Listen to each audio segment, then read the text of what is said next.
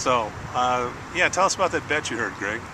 Yeah, that was from Eckhart Tolle, and it happened this past May. I was volunteering for Eckhart Tolle TV. They're in Malibu taping, and it was kind of odd was that there was 4 days of taping and all this information shared, but the very first thing that Eckhart Tolle opened up with was addressing this question of 2012. So I was assuming that they're getting a lot of questions on the website, like, what does Eckhart think about this? And so he, starts off by saying, well, I hate to give predictions, but because there's so much, interest in this subject, I will say this, is that, everyone alive today is going to be wiped off the face of the planet. Oh my gosh. In about 90 years. And so, basically he made a little joke about it because, what he went on to share was that, this time we have on Earth is so short anyways, that we really need to just really tune into every day that we have and be appreciative and sense the aliveness that's available and really soak up the power of now in this sense. And speculating about 2012 or anything in the future kind of diminishes our experience of right now. So he was trying to withdraw any type of fear or angst around that date and just bring people back into the moment and really appreciating what's available right now. I remember this sort of thing happening, but to a lesser degree, around 2000.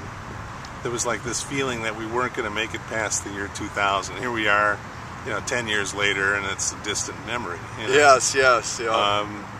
But the 2012 calendar, with it ending with the Mayans and so forth, seems to add a little more credibility to some of the fears and stuff that people have. And then there's all kinds of different prognostications, well, from different cultures. And Sarah, you and I were talking about that too.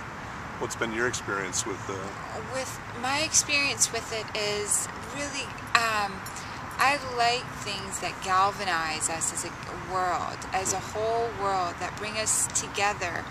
And looking at all of the traditions, ancient traditions, currently what we know in science as well, is at every level we're energy. And the Mayans really believe this, as well as Eastern philosophy. Vedic texts really makes a reference to ourselves as our energy body, a collective body. Carl Jung brings in, when we take off our own mind, when we go deeper into ourselves, there's one story that we all share. And there's lots of cultures that make reference to this time frame about 2012.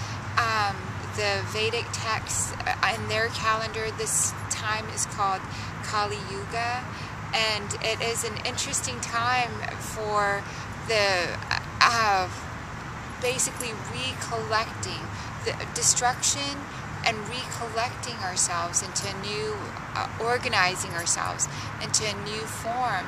And I really sense this. Those of us that are very sensitive to energy are feeling the shift that's happening on this planet. I keep thinking it's my own imagination, so it's not comforting to hear other people feeling the same sort of thing. And whenever there's a shift, whenever there's a time frame that people are shifting, we go through a phase within ourselves that's very